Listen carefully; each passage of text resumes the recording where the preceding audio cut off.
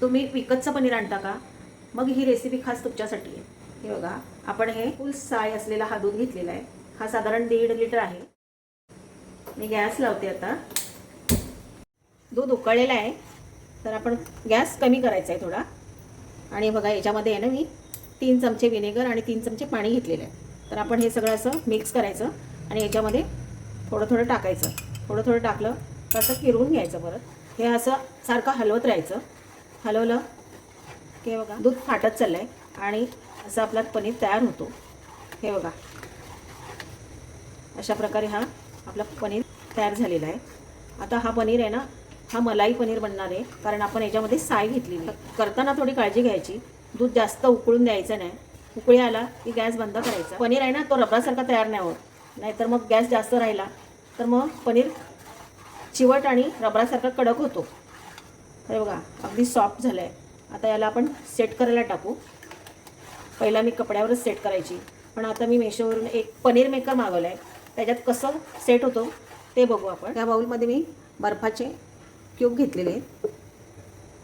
हा सुती कपडा आहे, पाण्यामध्ये भिजवला आहे, थोडा पिळून घेतलेला आहे. हा आपण याच्यावर टाकून देऊ. हा जो आपण दूध फाडलेला आहे याच्यामध्ये टाकून देऊ. आता जो हा पाणी आहे ना, तो पाणी फेकून देण्यापेक्षा आपण कणिक चपातीचं पीठ मळतो त्याच्यामध्ये टाकून द्यायचं, किंवा भातामध्ये भात लावतो त्याच्यामध्ये टाकलं तरी चालते. या पाण्यामध्ये खूप सारे प्रोटीन्स असतात, म्हणून याचा उपयोग पुन्हा आपल्याला करता येईल. पुन्हा एकदा पाणी टाकून याला चांगलं धुवून घेऊ. कारण कसं आहे ना, आपण याच्यामध्ये विनेगर टाकलेला, थोडा विनेगर आंबटपणा असतो ना विनेगरला, तर मग हे असं पुन्हा एकदा आपण धुवून घ्यायचं आहे. आपण याच्यामध्ये आता सेट करायला ठेवून देऊ. हे मी पनीर मेकर आणलेलं आहे. आता हे कसं काम करते ते आपण बघू. आता आपलं दूध किती 1.5 लिटर होतं ना, तेवढा 1.5 लिटरच याच्यावर 1.5 लिटर वजनीप्रमाणे असं भांडं आपण याच्यावर ठेवून देऊ. एक 15 मिनटासाठी ठेवून द्यायचं. हे असं जड आहे थोडं, असं ठेवून देऊ. 20 मिनटं झालेले आहेत. आपण बघू पनीर सेट झालं आहे का. हे बघा सेट झालेलं आहे. तर आपण याला आता कापून बघू. पनीर मेकर वापरल्यामुळे कसं अगदी चांगला सेटमध्ये आला आहे. आपण याला कापून बघू.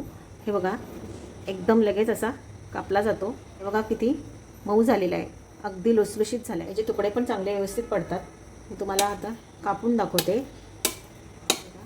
आणि अगदी मऊ मऊ झालेला आहे, एकदम स्पॉन्जी झालेला आहे. हे बघा. आता हा स्टोअर जर करायचा असेल तर हा पाण्यामध्ये ठेवायचा, म्हणजे तुम्ही 7 ते 8 दिवस चांगला वापर करू शकता याचा. जास्त दिवस झालं तर मग कडू पडतो. माझी ही रेसिपी आवडली असेल, लाईक करा, शेअर करा आणि सबस्क्राईब करा. थँक्यू.